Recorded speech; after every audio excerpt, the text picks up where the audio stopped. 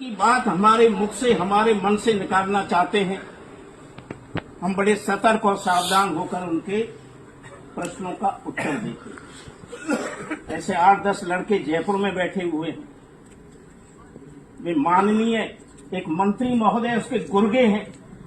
उन गुर्गों के माध्यम से बहुत सारी हमारी आंतरिक बातों को, समाचारों को जानना चाहते हैं।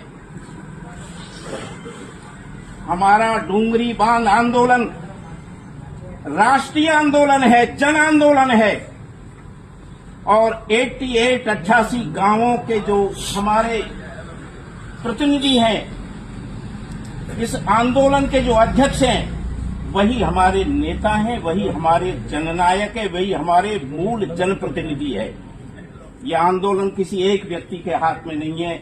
यह आंदोलन इस आसपास के बनास नदी के आसपास रहने वाले 500 गांवों के किसानों के हाथ में ये आंदोलन, सर्व समाज के हाथों में ये आंदोलन। जिला प्रशासन, करौली जिला प्रशासन असफल हो गया और हमें माननीय मुख्यमंत्री से मुलाकात नहीं करा पाया। करौली जिलाधीश महोदय केवल करौली की जिम्मेदारी लेने के लिए तैयार हैं।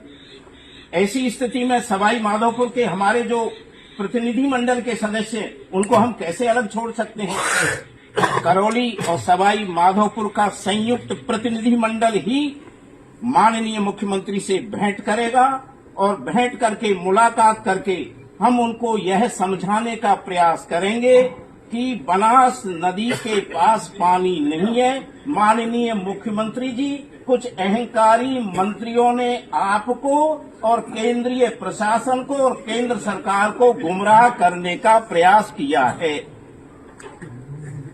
इंदिरा लिफ्ट परियोजना को नाम कुछ भी रखिए, उसका क्रियान्वयन कीजिए।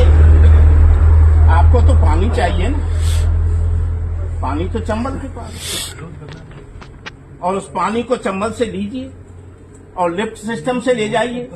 और मैंने पहले भी आपको ये बात बताई थी कि दुनिया के कुछ अच्छे राष्ट्र हैं, वे अब पुराने बने हुए बांधों को तोड़ रहे हैं और उन नदियों को पुनर्जीवित कर रहे हैं, जिंदा कर रहे हैं।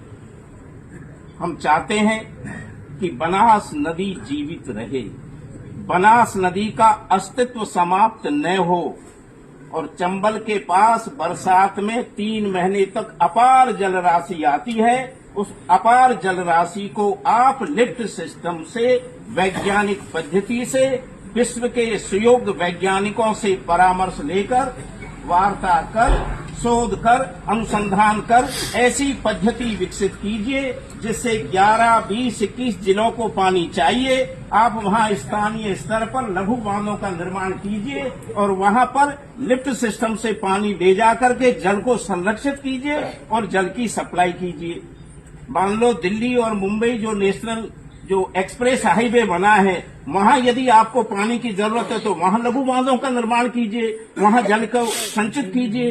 अभी मैं पिछले दिनों बीकानेर गया तो मैंने रास्ते में देखा कि किस तरह से किसानों ने प्लास्टिक के विशाल ऐसे छोटे छोटे बांध बना करके उस जल को संरक्षित कर रखा है।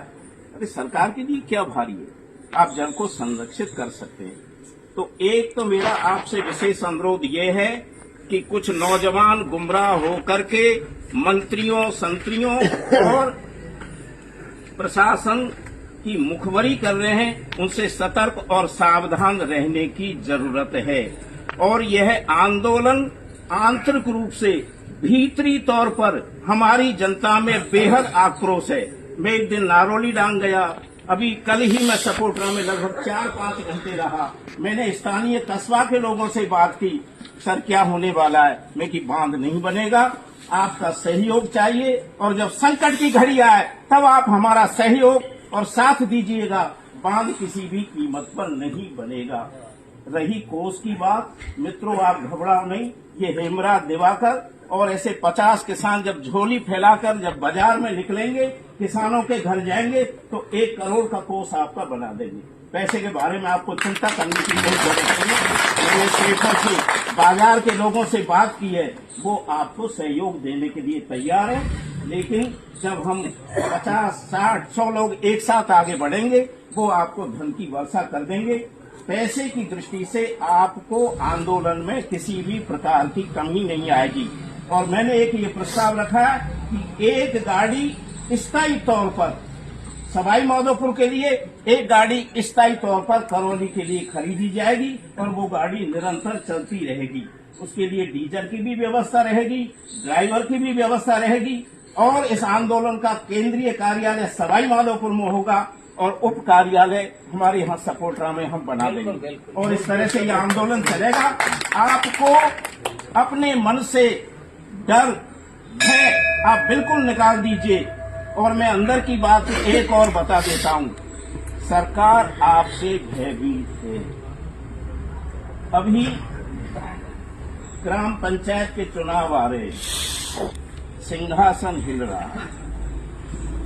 उनको नहीं पता है कि हमारे समर्थन करने वाले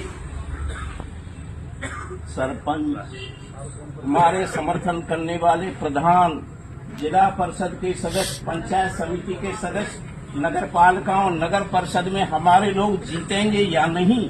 और मैं एक बात और सावधान करने देना चाहता हूं, जिस तरह से बिहार में धन बांटा गया था वो धन भी आपको बांटा जाएगा।